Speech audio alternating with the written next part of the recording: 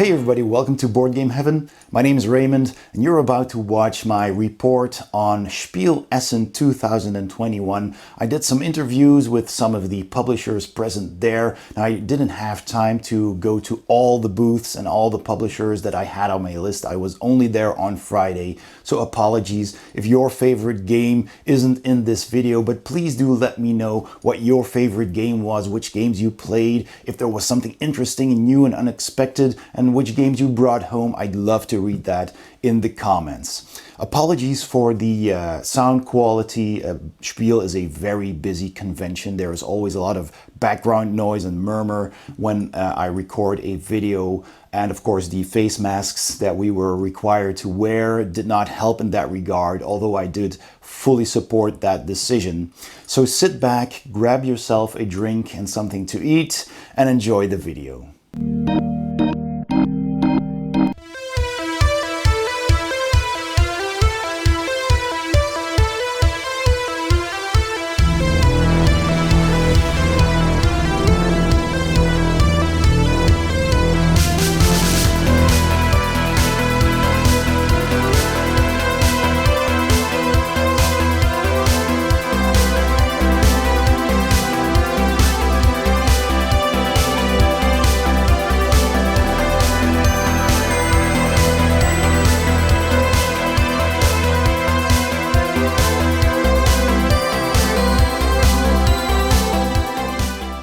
We're at the Lucky Duck booth at Spiel together with Az Drummond. Hey Az, how are you doing? And Az here is going to tell us a little something about all the latest, newest games that Lucky Duck brought to the fair. Az. Thank you, Raymond. Hello, Board Game Heaven, everybody. I hope you're doing really well. So, here at Lucky Duck Games, we're focusing a lot this Spiel on digital hybrid games. We're known well for Chronicles of Crime, which has the app. We've got Destinies, the RPG-like game that has the big story app where you're interacting with it. And we've got a bunch of new titles that are using this digital hybrid system in new and exciting ways. The first one that I'm going to talk about is our new Lucky Duck Kids game, Yummy Yummy Monster Tummy. Yummy Yummy Monster Tummy is just a little small box, €16 game, meant for kids 6+, but adults really like it too. And it's all about feeding these hungry monsters all sorts of random items that you can find, first of all in your grandpa's attic, later in a forest, and then a scrapyard and a museum, as you play through 12 little scenarios trying to match the colours using all of these cards that you find and the QR codes on the back that are going to give the monster, hopefully if you do it well, a nice combination of coloured food that's going to match their fur. And if you can get the coloured match, you're going to achieve it, the monsters will be happy and you can move on and carry on adding more cards into your deck. It's a lovely little use. If you've never played a game that involves colour matching, it's really good for taxing the brain and having a little bit of fun in the party mode or the story mode. Alongside the booth, we have a bunch of other games. I know you guys can't see it, but if you haven't seen it, Raymond's going to add some B-roll here. It's going to be really amazing looking. Here it comes, right? Editing later. So Kids Chronicles is our new story-driven game based on the Chronicles of Crime system. We originally had Chronicles of Crime, and we now have the Millennium series, which takes you across 1400, 1900, and 2400. We had a lot of people asking us to say, we love Chronicles of Crime, but we'd love to play it with our family. So we have come up with Kids Chronicles Quest for the Moonstones. This takes all the best parts of exploration, scanning cards, looking around, 3D environments and searching for items, but takes away all the crime and puts it in a beautiful fantasy world. You're playing as wizard apprentices who are exploring the fantastical land, helping the people, trying to gather the moonstones, and then finally on the 5th story, once you unlock it and you've got all of the moonstones, you're going to complete Merlin's test to become fully fledged magicians. It's a wonderful game, very story driven, great for kids who are 6, 7+, and for families to get around the table and just have a really nice time. On the further end then, again, still focusing on digital hybrid, we have the new pre-release at Spiel. It's coming to stores in November, but here at Spiel we have it early. That's Chronicles of Crime 2400. The standalone cyberpunk Chronicles of Crime. You're going to be going to cyberspace, interacting with avatars, talking to programs and software, hiding from viruses and trying to get around firewalls as you hunt down information in the year 2400. You'll also be playing as Kalia Lavelle, the member of the Lavelle family who right from 1400 and 1900, the previous games, is continuing that bloodline. And you'll be able to augment Kalia's body with cybernetic implants So you'll be able to detect people's technology that they're hiding from you. You'll be able to detect their heart rate to see if they're lying. You'll be able to crack into security systems in cyberspace. It's going to be up to you. You're going to have to manage that time and connect what's happening in cyberspace with the meat space world.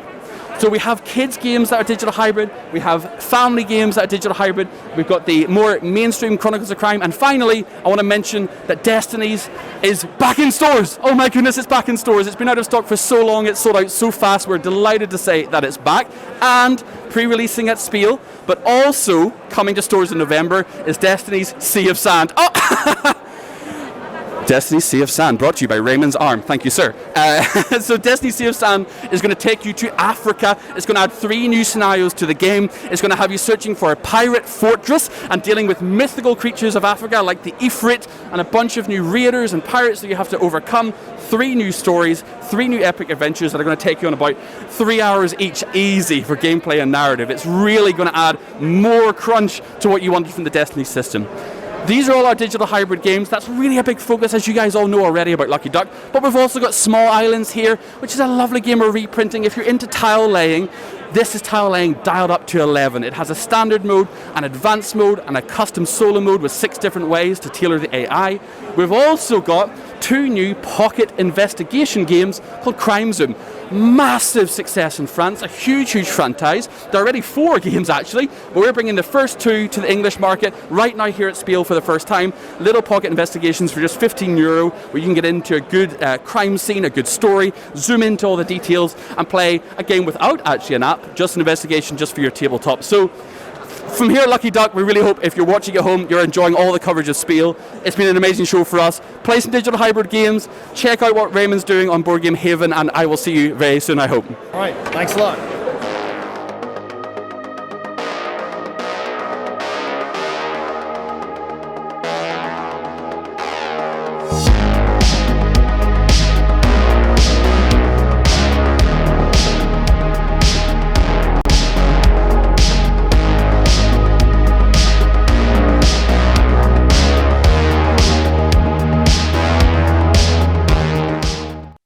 Okay, we're at the booth of Shadowborne Games together with Kevin. Hey, Kevin. Hi. And we're here to talk about your game Oathsworn. Yeah. Kevin, what can you tell us about this amazing looking game? The game itself is a legacy campaign-based game where you play a group of heroes, the Oathsworn, through 21 chapters of story and boss encounters. So in the story you take decisions, you find mysteries, you find new items, you find new allies and lots of different things. And then in the encounter phase you battle these huge monsters that come from the deep wood and try to basically destroy humanity. So the Oathsworn, they're kind of the defenders of humanity, and they're very important in this world. Sounds awesome. So it's fully cooperative? Yeah, it is a fully cooperative game. It can be played with 1 to 4 players. So you always play 4 characters, but there's systems in place and you can play like simplified characters, or you play full characters, whatever you want to do. Okay. It works really well as a solo player as well, which is cool. All right. And this has been a Kickstarter, I understand? Yes, the Kickstarter happened 4 years ago or so. Was very successful. We worked very hard on the game since then. There's going to be a new Kickstarter soon, next year as well, because the game is now being prepared to be shipped out to the backers. Okay. And then will it also see retail? Or is it a Kickstarter exclusive game for now? So for now, there's going to be a new Kickstarter campaign, and we'll see what the future brings. All right, we'll see then. Keep an eye on that Kickstarter. Thank you very much, Kevin, and until next time. Yeah, until next time.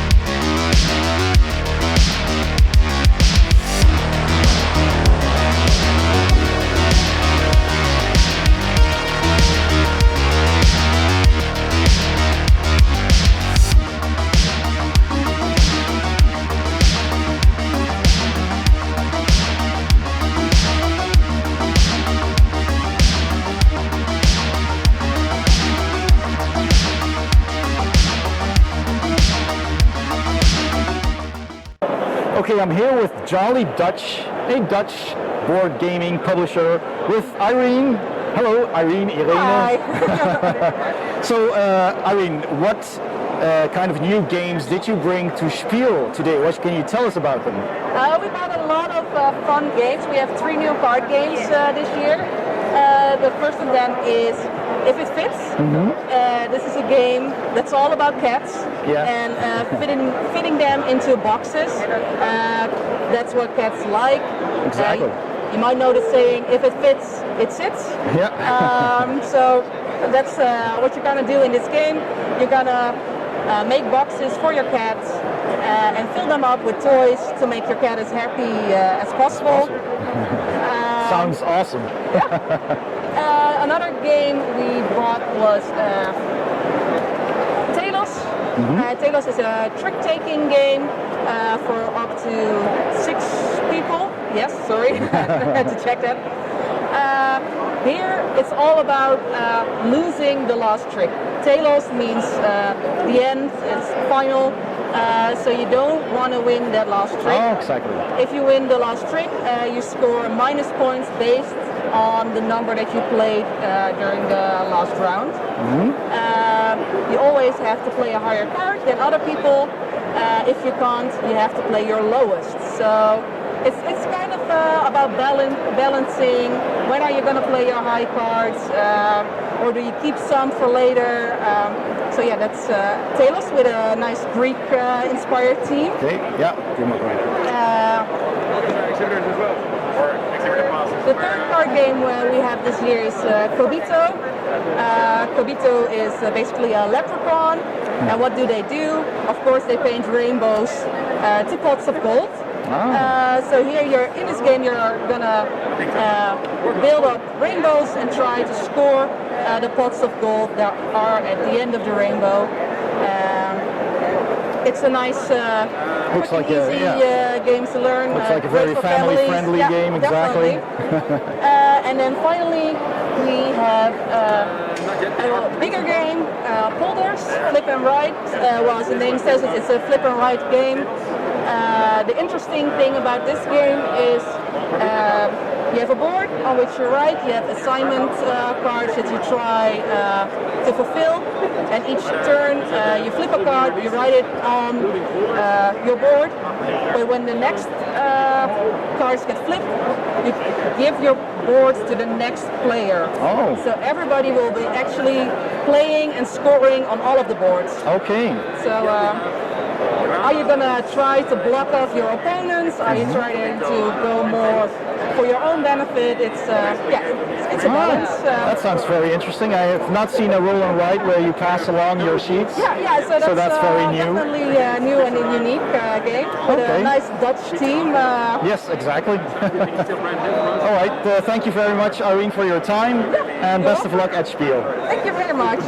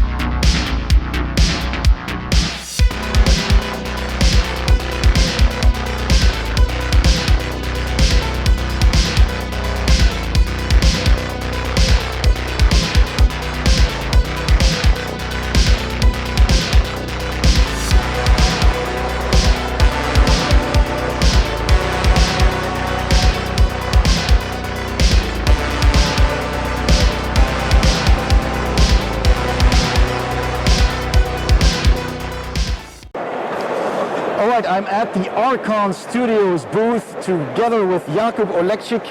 Hey Jakub. Hello, And nice to meet you. Thank you, nice to meet you as well. You're going to tell us a little bit something about your latest game, The Masters of the Universe, Fields of Eternia, the board game. Yeah, we are having demo sessions right now at Essen Spiel, so you can come here and try our game. I'm a co-author of Fields of Eternia, also the main author of Wolfenstein, the board game. Oh yes. And you can feel the vibe just at the place on Essen Spiel. Yeah, it was a very successful Kickstarter. I've seen both Masters of the Universe and Wolfenstein as well. And do you also have demos of Wolfenstein here at Spiel, or just Masters of the Universe? Right now, only Masters of the Universe. Okay. Wolfenstein will be soon produced and shipped to the backers. To the backers already. Yeah. Okay, that's awesome.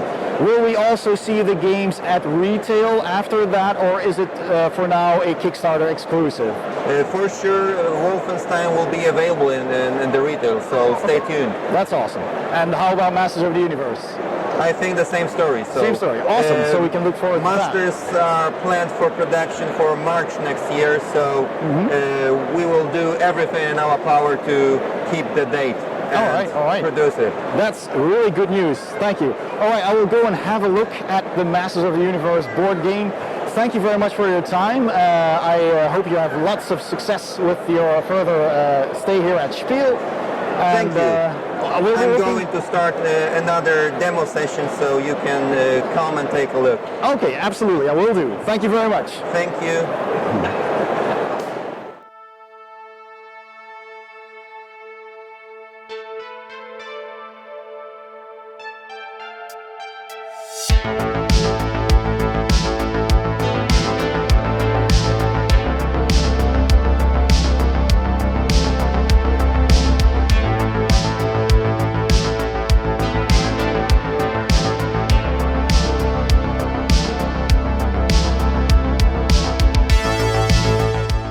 So I'm here at the booth of a new game called Sequitur. This is Brian, the designer of the game, and you're holding a prototype of the game, which is a letter game, a word game.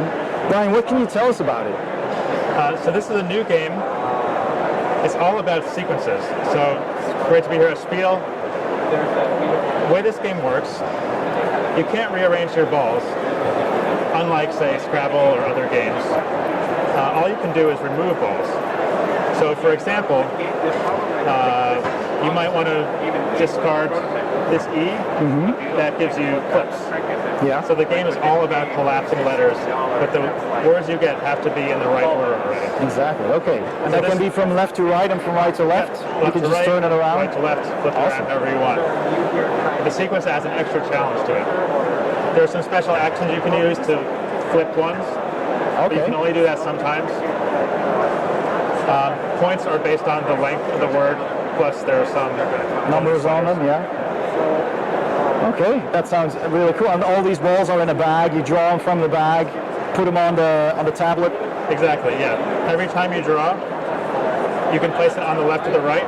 You can never place it in the middle, Okay, so that keeps the sequence preserved. going, yeah. Okay, that sounds really awesome. So how are you guys planning on bringing this to the market? So we're working with suppliers right now, hoping to launch in the spring, but open to finding suppliers, publishers. Okay, cool. And hopefully maybe we'll see it in multiple languages as well, with different amounts of certain letters Yeah, to adapt definitely. to the language. Yeah, we're going to try to launch in English first, Yeah. just to smooth things out. After that, probably German, French, Spanish, once we get them localized with the right letters, the right points, the right distributions. Okay, well that looks really interesting. I really like the look of the game, and I like the idea of, you know, arranging the letters that way. It's very unique. Best of luck with that, and we'll hope to see this soon. Cool. Thanks for the interview. Cheers.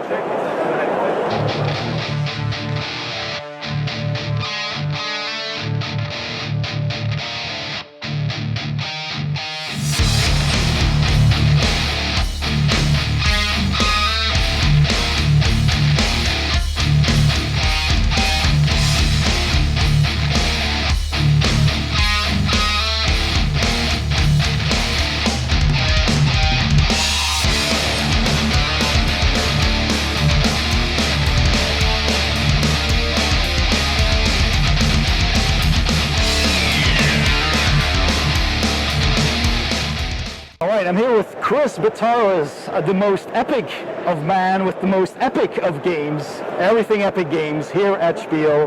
Chris, what have you brought for us this year? Of course, everything we brought is everything epic. Of course, this is what we do. So here, right in front of you, we have Vampire the Masquerade Blood Feud. It is a mega board game for 4 to 32 players. That's right. I said it right. That's 4 to 32 players. cool. In this game, you will be playing in groups of up to 4 players in up to 8 teams. And you'll be competing to try to take over New York in one epic night, vampires versus humans or vampires versus vampires. Okay. So it's a little bit of a role-playing game mixed with a board game, mixed, of course, with a mega game. So it is almost like a LARP meets role-playing game meets board game, where there are 4 stations. You're in the marketplace. You could be warring at the streets on the map. You could be buying, trading, and selling at the market, or, of course, at the council. And you could, of course, be role-playing and doing all of that stuff at the same time. So it's a very fun, really cool game. It only plays in about 2 to 3 hours because it has timed rounds. Okay. So it is a special, of course, licensed, official Vampire the Masquerade game. Wow. And, of course, we have run lots of events for it. Unfortunately, not at Spiel, but at Gen Con and places like that, we run big events for the game, and it's done great. So people are very excited, and it's only going to be out in maybe a week. Oh, So wow. it's very, very close. Yeah. The long train from China. China, yeah. Cool. Well, what else have you brought? So if you want to step to the left, or if you want to stay here, I can tell you about Agents of We Smirch. could probably, let's go there. Let's take a little walk. Agents of Smirch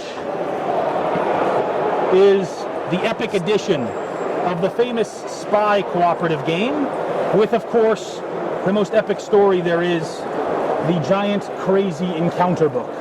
Wow. This book is full of thousands and thousands of encounters where you'll be reading all of these stories like a choose your own adventure book in a way, but in the worlds of like James Bond, Mission Impossible, all of these great spy movies, the Jason Bourne films, and you'll be going all around the world exploring and, of course, fighting against the minions of Dr. Lobo. Dr. Lobo. You're trying to defeat Dr. Lobo and his henchmen while you're going on different encounters. You'll be doing many encounters during the game. It's super replayable, but now in the new edition, each of the henchmen and Dr. Lobo have their own story in a storybook. So it's epic story game with the most narrative you'll ever see. And of course, we have really cool characters and really cool boards for all of them. Lots of new content, thousands of hours of play for Agents of Smirch. Cool. Sounds really nice. One of the other really cool things we have here at the Spiel is the Upzone terrain. It's a pop-up terrain system Yeah, look at that. where you can play miniatures games, role-playing games, and it's very simple. You literally take it out of the box, open it up, and you can play your games. Yeah. This is Upzone. This was on Kickstarter. It's now in production as well. Okay. Both of these games, Smirch and Upzone, are both for pre-order now through our website. All right, cool. I'll put a Very link in the easy. description so people can check that out. Absolutely. So if you want to take another walk, Yeah, sure. Let's we go. can come on down and check out Librarians. Librarians is based on the TV shows and the movies for the Librarians. It is a card game, non-collectible, where you are playing the characters from the movies and the show. It is more like a living type of card game. Right. You buy the boxes and you can play the game. Very thematic, fully cooperative, a lot of fun, really cool based on the Librarian shows and movies. Yeah.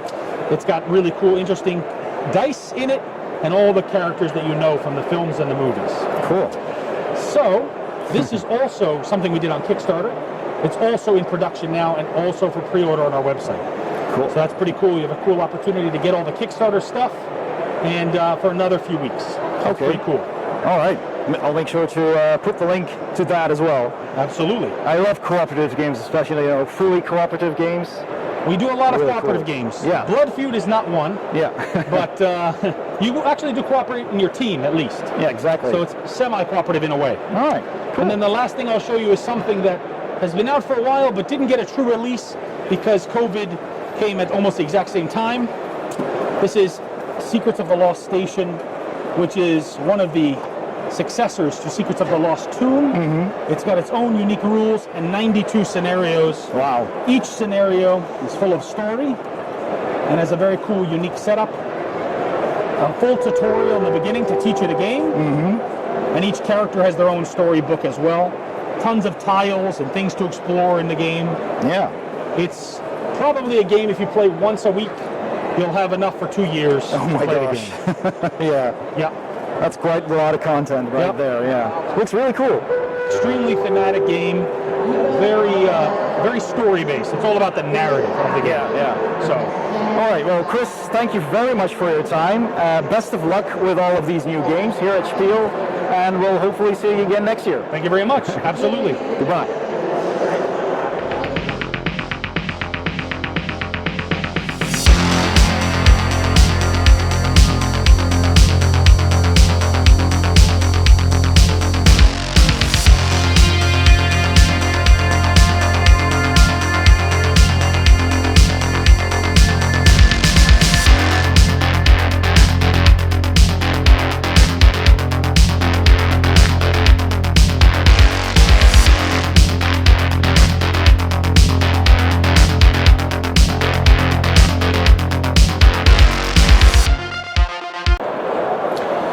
Okay, I'm here at the Horrible Guild booth with Alessandro. Hi, Alessandro. Hello. So tell me, what has Horrible Guild brought to Spiel this year? What's the hot new games that you brought? We have the two actually that are, one is the new deck in the Similo line, so Similo Spookies, which is just in time for Halloween, so good for the season. If you already know Similo, you know what to expect, but it's a game, a cooperative game where you need to, one clue giver needs to get the other players to guess a secret character, giving other characters as clues. Yep.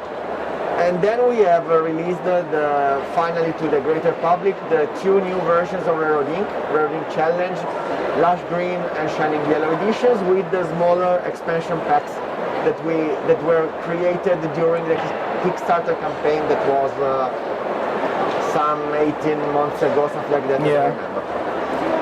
And then I also saw a couple of games that have also been kickstarted, being demoed here. I saw Vendetta. Yes, Vampire the Masquerade Vendetta, which was on Kickstarter. It's a bluffing game of area control, card game of area control, where you take the role of one of the vampire clans from the Camarilla. This is in the setting of Vampire the Masquerade. Exactly. Of course.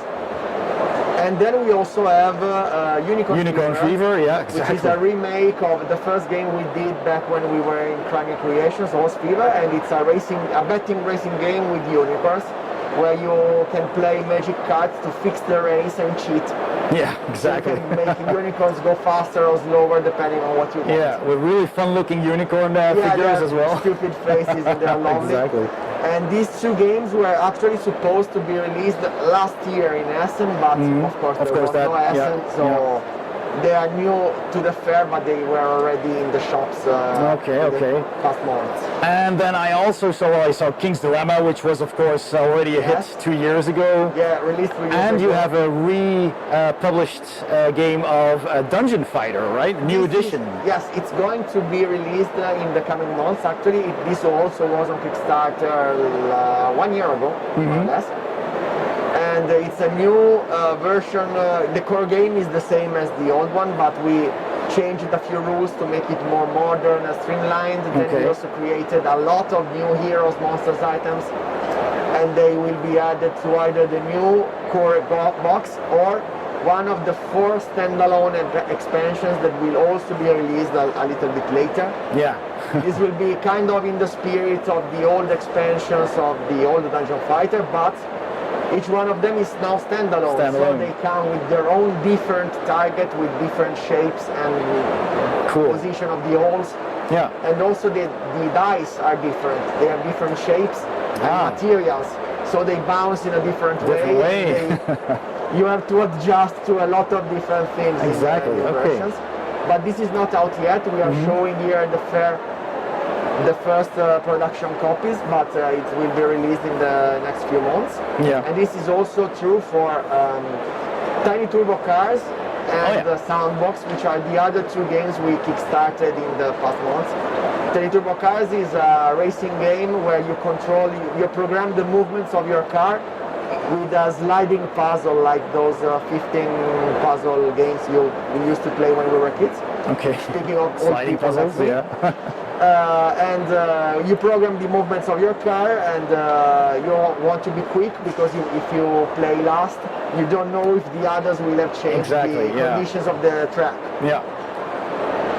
The other Soundbox instead is a cooperative party game that is a little bit like, let's say, Pictionary but with sounds. So there are a lot of words on the table.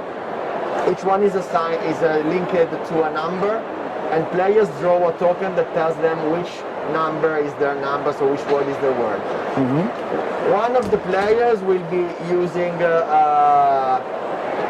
glasses that blindfold them, so they cannot see, and there is a set timer that you flip. When the timer starts, all players will have to make the sound of their own word all at the same time, simultaneously. Chaos. Yeah, chaos. But the timer only lasts for 13 seconds, and then, despite all odds, you can really understand the things, because when you remove the glasses, you can look at the words on the table. Okay. There are more words than people, though, so not all words are correct. Right. And the more cards you guess, the more you advance the score of the team. All right. But when you make a mistake, the turn ends immediately, the round ends immediately, and for each card that was not guessed, you lose life points. Oh, exactly. And if the team loses all of the life points, they lose. All right. So we can find all of that information on your website, I Yes. take it. I'll put a link in the description below. Thank you so much, Alessandro, for your time Thanks to and you for for your coming brief by. overview of all the games, and have a lot of fun at the rest of Spiel. You too. Thank you. Thank you. Bye.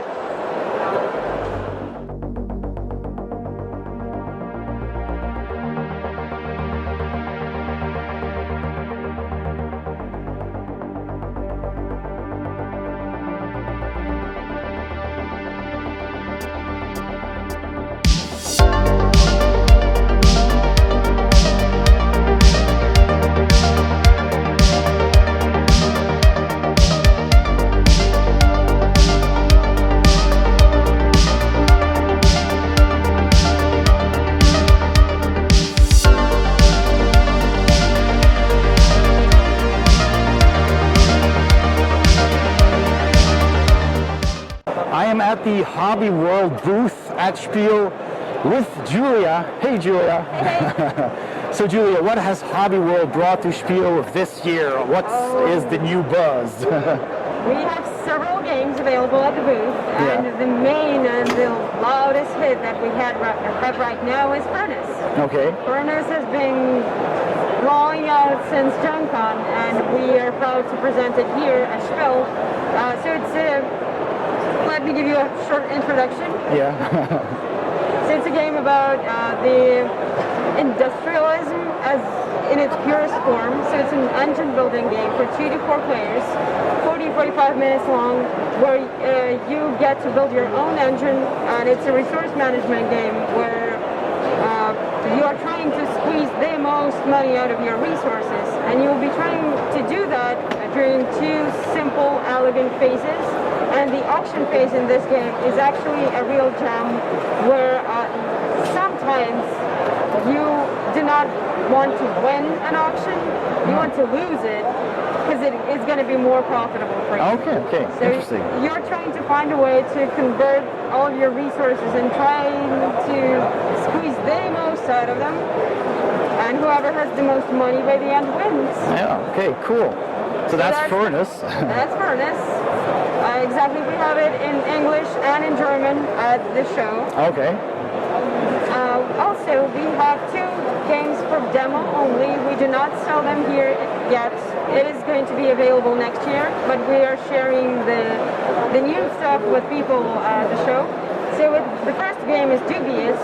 It's a party game for 3 to 6 players, where you get to create a story for your character by answering a series of questions.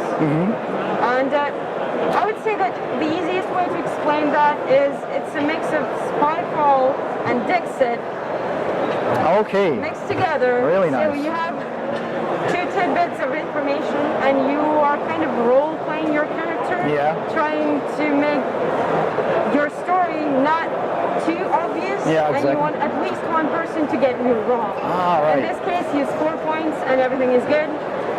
If you're too obvious, that's too bad. Everyone guesses you. And, Exactly. Yeah, yeah. So And your that's cover why is blown. You have to follow that fine line between being obvious and dubious, and share the story for your character. Cool. The second one that we have for demo is Lavaland. It's a family game, 8+. It's a ton of fun where you roll the dice and then you pick simultaneously, so it's creating some It's a chaotic game. Yeah. havoc. Yes, everyone is trying to get the dice combinations and then you resolve those in order to leave an island where there's a volcano erupting and you just want to escape the lava. And if you don't manage to, that's too bad. Yeah. But you have to get to the boat with enough food and enough relics. And if you manage to do that, you're going to win.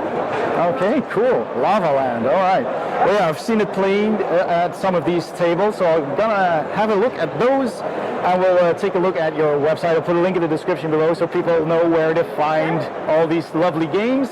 Thank you so much, Julia, for your time, and the best of luck at Spiel. Thank you so much. See you.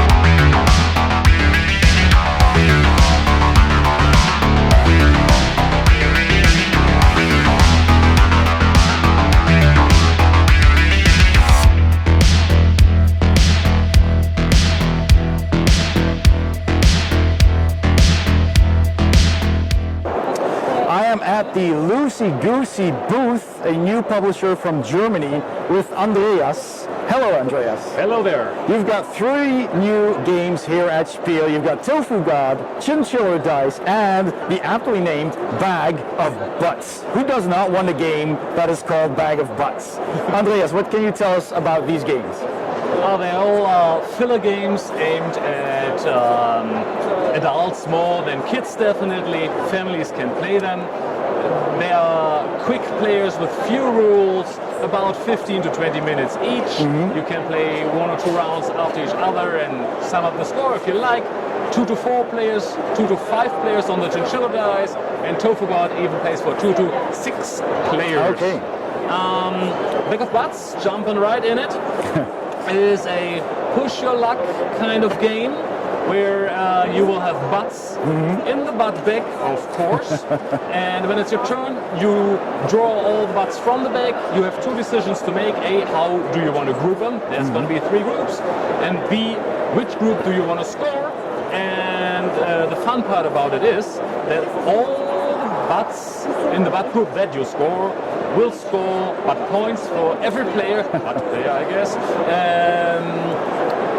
who's involved. Yeah. So if I'm the pink player and I score this butt group of just 2 butts, then the yellow player will also get a butt point. Okay. Then you throw them all back. There are a couple of special butts that you keep on adding to the bag. The score goes up and up. So first round, 1 point per butt. Second round, 2 butt points per butt that is scored, and so on and so forth. Exactly. You play until you reach 28 points, and then continue to play until the next reset happens. The reset happens usually because there's 1 special butt in each of the 3 butt groups that a player draws.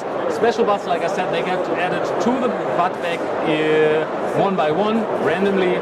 For example, this guy, the no touchy butt, says the butt group it is in cannot be scored, or this guy over here is the catch-up butt, means that it counts as a butt for the player or players who currently have the fewest points. There are a bunch of other special butts, exactly. of course. Okay, cool. Sounds like a lot of fun. Chinchilla Dice is a dice game that has chinchillas, or that has chinchillas that want to chinchillax. In sand. So what they try to get is sand-sanding victory points. When it's your turn, you're going to roll the 2 dice. The dice have a 1, 3, 6, and a 12 on them. Okay. You got 2 of them. You can re-roll as often as you like. If you re-roll all the sand. All right. Not the 2 special sides, being ×2 and the chinchilla. At any time you can stop and just take the sand that you've rolled. If you don't stop at the right time, as it is also a push your luck game in that respect, you will end up with 2 chinchillas. 1 chinchilla ×2 or 2 actual chinchillas. Yeah. If this happens to you for the first time, you lose an eye. You're going to play with just 1 eye until the end of the game. If that happens again, you are going to play blindly. Oh no. If you are blind, your right-hand neighbor or 1 right-hand neighbor anyway is going to give you the 2 dice. Yeah. You're going to roll them, and there's no more re-rolling. Your left neighbor, or I should rather say your closest neighbor to the left that can still see, is going to tell you what you've rolled. The problematic thing for him or her is that they will also have to pay the sand that you have rolled and then accept as what they call out from their supply. So I've rolled 18 in this example, and my left neighbor tells me, well, you rolled a 12, which is okay. Yeah. I say, fine, I trust you, I accept 12, I get it, and then that is done, it is their turn. Okay. I can instead, of course, also say 12, that sounds a little low. And I open my eyes, you can just open your eyes for that, check it, oh, it's 18, you get, oh, I will get my 18. Exactly. And that player will lose 1 eye. Okay. If I don't trust them, and they were actually correct, depending on whether it was 6 or more, or less than 6, I just don't get the points, or I will actually have to pay them 6 cents for not having trusted them. The game actually ends if nobody can see anymore. All right. So if everybody has closed their eyes, done. All right, cool. That's chinchilla dice. Tofugard. Tofugard is a storytelling party kind of game. Okay. Everybody has the same set of, it is 10 silhouette cards. Not quite sure if this is complete right now, and not sure how well you can see any of these, but most of them are animals, and there's a human and a tofu in there as well, just to give it a little zing. If it is your turn, you are going to draw 2 cards. The cards come in 2 flavors. You never know what you get. Some are black, some are white. The white ones are general purpose, good for everyone. The black ones you might want to put to the side depending on the group you're playing with, because they deal with, you're an organ donor is the setup to this one. Similarly, you're a cannibal. You're designing a new recreational drug. So alcohol and drugs, death and more adult kind of. Yeah, it is more adult. None of it is totally gross and out there, and it's horrible to read it. Yeah. But you might not want to play it with your grandma or your kids. Exactly. Okay. Makes sense. So draw 2 and choose 1. You're being challenged to a duel. What incident has led to the duel? What arms will the duel be fought with? And when will the duel take place? Okay. So 3 questions pertaining to the premise. And since it's my turn, I'm shuffling my cards. 2 cards are out randomly, which would be the pig and the scarab or beetle right now. And then I am going to answer all 3 of those questions right from the start with my favorite answers as well as my least favorite answers. Okay. I put those down, 6 are total, and everybody else also has the same set of 10 silhouette cards. Okay. And they're just going to try to figure out what my first favorite answer might be. Okay. One by one, they're going to flip their cards over and explain their choices. And then I'm going to flip over mine and say, well, actually, the incident that has led to the duel was the fact that the other person is just a big, fat, boorish lout. Okay. And we were at like a bar, and he was so noisy, it was causing such a ruckus, that even after I asked him politely to please tune it down a little, at some point when I asked him for the 3rd time, he challenged me to a duel. Totally his fault, but a duel it is. And I will also reveal my least favorite answer which might be the tofu. Yeah. Which is to say, there was really no good reason. There's just, it happened. Yeah, okay. It just there was a duel all of a sudden. And what these cards mean is up to you, the players. You can interpret them freely. The elephant in another context by another player could also be strong. It could be big and grey city. It could be big and grey mountain. It could of course be Africa or India. It could be the zoo. Many different interpretations of what the elephant could stand for. Same with the tofu, because it's healthy and nutritious and such a delightful treat to eat. It could even be your new god, like I said, depends on what the question is. So like this, and at that point, everybody at the table then gets a chance to say what they think my second pick, i.e. what arms with the duel be fought with, might be, knowing what led to the incident. Exactly. So in that sense, a story develops. So you're piecing together the story. Exactly. It's a great icebreaker, but it's also interesting if it's played by people who know each other quite well. Exactly, yeah. Okay. Sounds like a lot of fun. There's a chance to score victory points. Okay. So whenever somebody guesses right, they get a point and I get a point. I can score multiple points if it's my round. If you pick the card that I thought was the worst possible answer, you lose a point. I don't. That is why it's also playable by two players. Surprisingly well, really. Okay. And there's a little, do I have one here? Yeah, it's pre-production, so the final cards will not come laminated. It's just for COVID-19 at the fair. It's a prototype, same with this. This is going to be a tofu. It's going to be white with a little tofu face on it. Okay. Like so. Like so. 99 of those setups, random cards total. You can play this for quite a long time without running into doubles. All right. There you go. That sounds like a lot of fun. Thank you very much, Andreas, for your overview of these wonderful looking games. Thanks for having me. And have a lot of fun at the rest of Spiel. Thank you very much. You too. Cheers. Goodbye.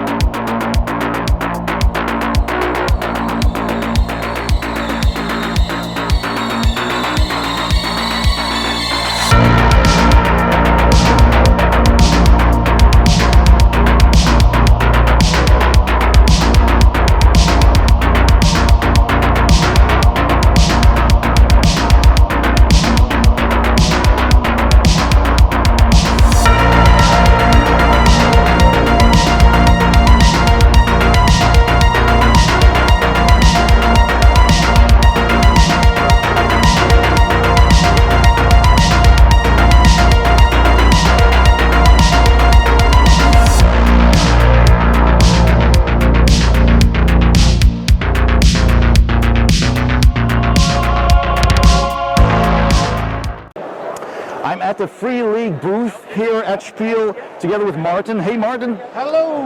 And Martin is going to tell us a little bit about all the new games, the RPGs that you brought to Essen. Yeah, I mean this year we have a lot of different things. We tried this year to focus on bringing core books and starter boxes, and not so much on expansions. But of course, for Alien we brought everything because Alien is Alien. And fantastic RPG. I mean, we already have the core book has been out for a good while. We have the starter set, and of course, recently many have been waiting for the Colonial Marines Operation Manual, which is a thick book of just the ins and outs of the Colonial Marines and how they won't win a war against xenomorphs. And we all, of course, started out with Mutant Year Zero, our first RPG, our first English RPG, and it's still going strong. It's actually interesting how well it's doing. Even, I think it's something about like being able to localize things and just put the apocalypse in your own hometown and just like relive that kind of thing wherever you live. I don't know, it's weird. And then finally, I mean, I've been working on the Tales from the Loop board game, and of course we have the RPG has been with us for a couple of years. This is the latest, like the starter set to get into it easily. Exactly. But of course we have, you know, more books. More books, yeah, several books, which I reviewed on my channel. You can watch them on my channel as well. Several cool books, and of course, Things from the Flood, which is From the Flood, we have Ves and Mörkborg, of course. Morborg. And Coriolis as well. Symbaroum, not to Yeah, so many good RPGs. There's loads of them. Yeah. I can stand here all day. Exactly. But you've also worked on the board game. Yeah. So that is coming out really soon. It is. I mean, the aim was to have it here at the messe to be able to sell it to you now and here, and should have large piles and piles of it behind me. But with the shipping being what it is, it's still on the water. So I think it just like yesterday it was like passing Indonesia or something like that. So, but its aim, it seems like we'll have it at the warehouse by the end of the month.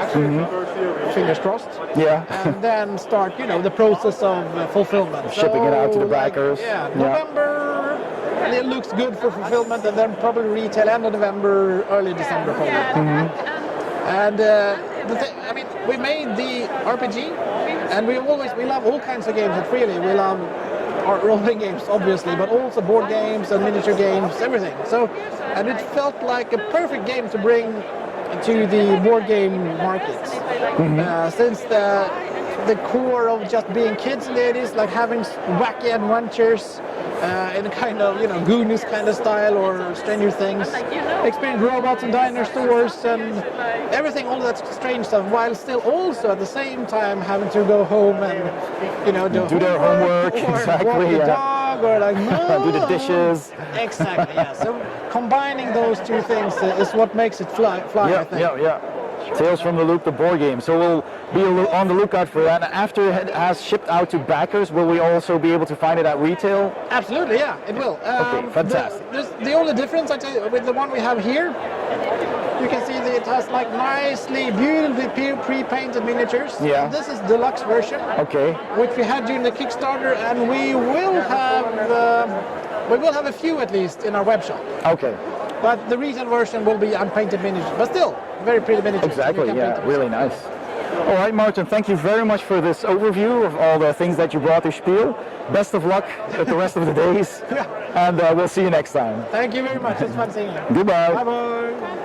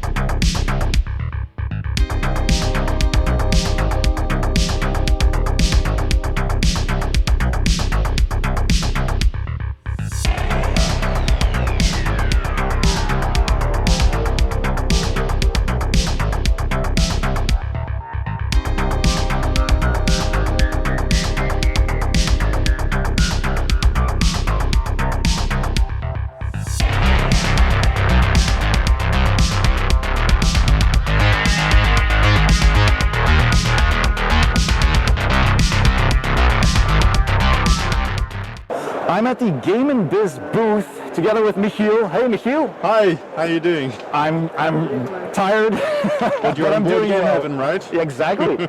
And I am.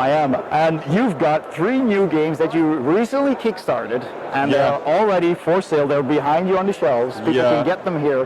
Michiel, what can you tell us about your 3 new games? That they were a crazy project that I'm not sure we should have done because it was so much work, but I'm so happy with the results. We did 3 games because we felt like doing something special this year. In February we were talking about whether or not Essen was going to happen again this year, and we said, what if it will be happening again? What are we going to do? And then we thought, well, last time we had a lovely little game with the mini. Yeah. Let's do it again. And then Ramon said, no, let's do 4 games with the mini. Oh my. So that was a little bit too much. We did 3. 3. So we started out by designing the minis. We had just some general ideas of what it would have to become, and then we designed the games around that idea. It's like the inverted procedure, but it works really well because I really like to have all these constraints on the design. So what happened is the minis were made, then we got renders and we sent them to Board Game Geek, the like hive mind of the board game community. Okay. And we asked them to come up with ideas. And out of that we got Mole Control. Mole Control. That was made by Roman from. Well, I cannot pronounce his surname because it's a Russian name. Okay. But he came up with a really elegant yet brilliant idea. We wanted a game with a mole that was family friendly and it's quite tough. He invented a game where you are going to make a garden that's unlikable for the mole. Okay. So that's the goal of the game. So you don't want insects in your garden because the mole loves them. Yeah. You want stinky flowers like, well, all sorts of beautiful, colorful stuff. Okay. The mole doesn't really like it. And it's really a different kind of game, so I was happy about the concept. You have to, you can pick at a card like with, or you know the kind of games where you don't have all the information. You pick at the cards, and then you seed some cards, you move the mole. Other people do the same, and then at the end of the rounds you'll take one of the gardens, count the points, and if you have the least, you win. Okay. It's really simple and elegant. Plays in like 5 minutes, but stuff is happening. If you drink a beer, of course, a lot of weird stuff is happening, but if you just play sober, you have to like read their minds. So what are you doing? Why are you moving the mole? You get suspicious of every move. Oh, all of this cool. really elegant design, so I was happy about that. Yeah. Then you know Dice Daniel, right? Yeah. He's a colleague, and I talked with him about doing a game, and he said, what game do you need? I said, well, we have a tank. We need a game with a tank. I have a game with a tank. So we started working on that, and then it turned into, well, a really beautiful World War I battlefield game. Okay. Using just cards, a lot of wooden, well, it's like you can just make it rain wooden pieces here right now. Yeah. A lot of soldiers, some cubes, like a proper war game, but just one card set. Just one set of cards, a lot of stuff. And you're simulating this situation where you're on a foggy battlefield, you cannot see a thing, but you know there's a Renault FT victory tank on the loose. Okay. You want it, you need it, because with the tank you'll get victorious. And that's what the game is all about. It's 7 rounds, you get to move your soldiers, conquer a bit, try and find the tank, dig into a bunker, and like in 45 minutes you have a full battle. All right, cool. And in the end it's just it's points. It's not winner takes all. You get the points. Most points wins.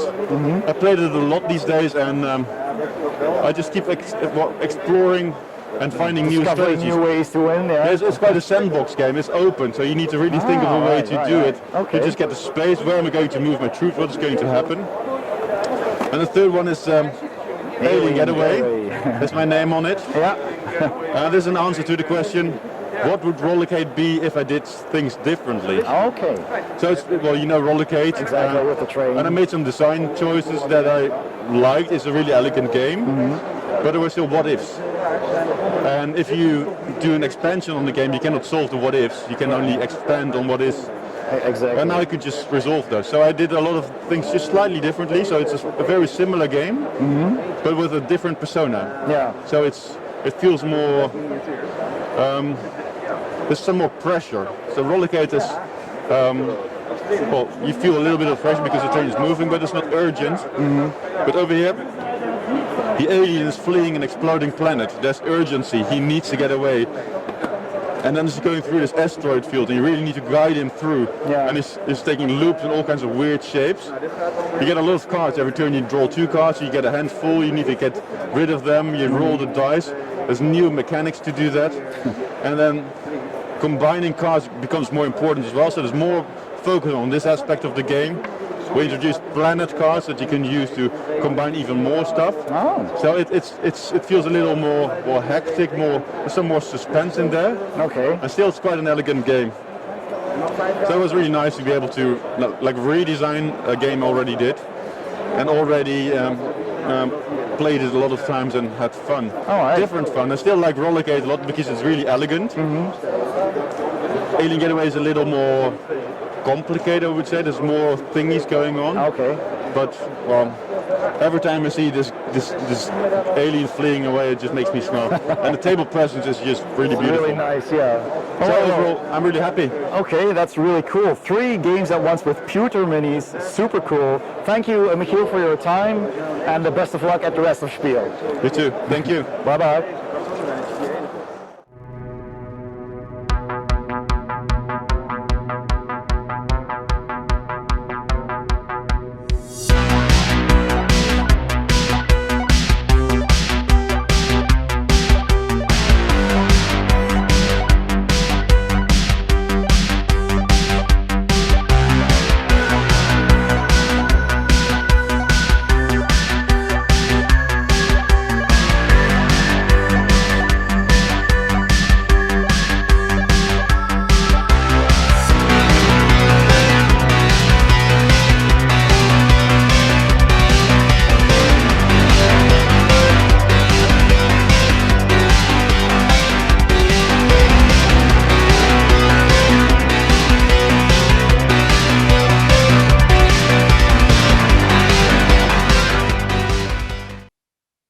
And so that was my report on Spiel 2021. I hope you enjoyed the video. If you did, please give it a thumbs up.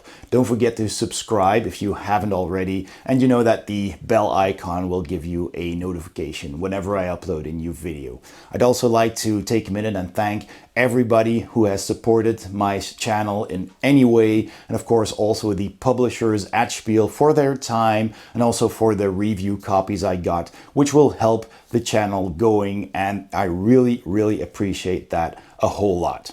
And if you want to support my channel as well, check out my Patreon page by clicking the link in the description below or the Patreon icon at the end of this video. That will take you to my page, and there you can read how you can support my channel, which you can do for as little as just $1 per month or more, which will give you access to all of my Patreon exclusive videos as well, and you'll get your name in the credits of all of my videos. Thanks for watching, and I'll see you next time on Board Game Heaven.